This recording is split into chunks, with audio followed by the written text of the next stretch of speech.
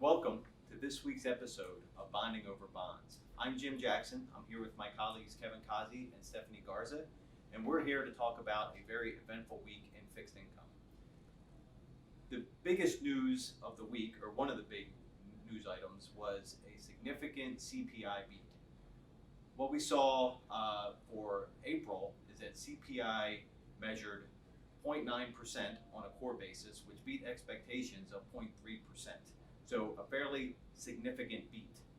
This follows last Friday when the Fed released its survey of consumer expectations, and that showed that consumers in April were expecting higher inflation over the next year versus what they expected in March. So the higher degree of inflation expectation has driven Treasury rates higher.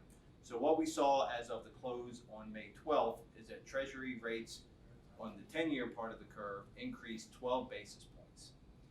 What we also saw is that corporate credit spreads, as measured by the Bloomberg Barclays U.S. Corporate Index, fell 1 basis point. As a reminder, corporate credit spreads are the additional compensation you receive for taking credit risk above Treasury bonds. So you put those together, and the Bloomberg Barclays U.S. aggregate on a week-over-week basis was down a little over 70 basis points. Now, those weren't the only major news items. We also saw a fairly significant cyber attack on a critical piece of U.S. infrastructure. My colleague Stephanie Garza is here. She covers the pipeline sector on our research team to talk about this. Thank you, Jim. As you mentioned, Colonial Pipeline was the victim of a cyber attack which has been attributed to ransomware that was created by a group known as DarkSide, which is based in Russia. The pipeline company made the decision to shut down operations as a precaution, but as of last evening, they announced that they have restarted operations on the pipeline. It'll still take a few days in order for the product delivery supply chain to be restored completely. The Colonial Pipeline spans 5,500 miles from the Gulf Coast to the East Coast and carries nearly half of all the gasoline, diesel, jet fuel, and heating oil consumed on the East Coast.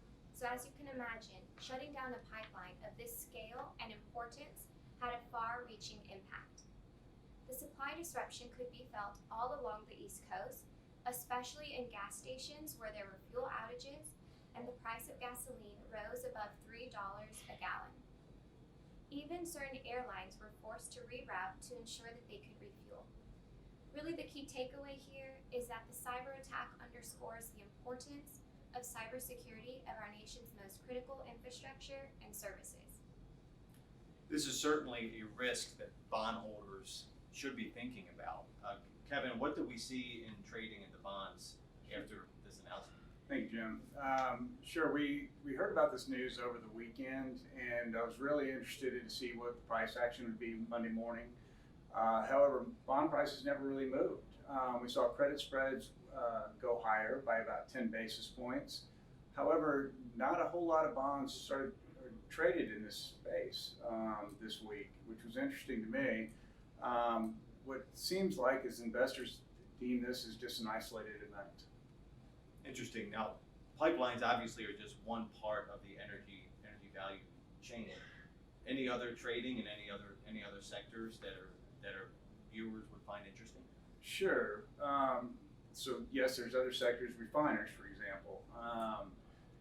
They would be the one that have a direct impact by closing of the pipeline. However, there wasn't a whole lot of price action there either. They did have a little bit of weakness, but all in all, they were pretty resilient.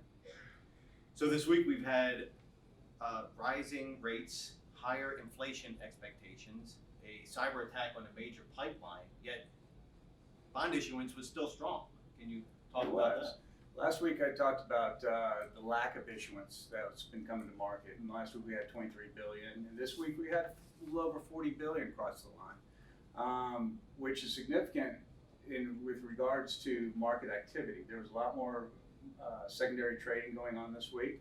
So, overall, bond spreads have actually held in nicely considering the negative economic numbers and equity volatility.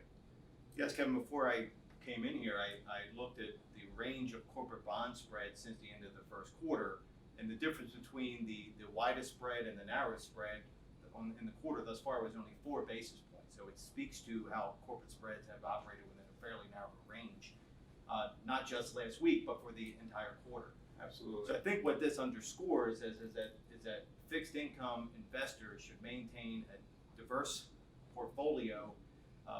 We think that helps them mitigate risks that you see like this in the market. So I'd like to thank my colleagues for joining me, and I'd like to thank you, the viewer, for joining us as we bond over bonds.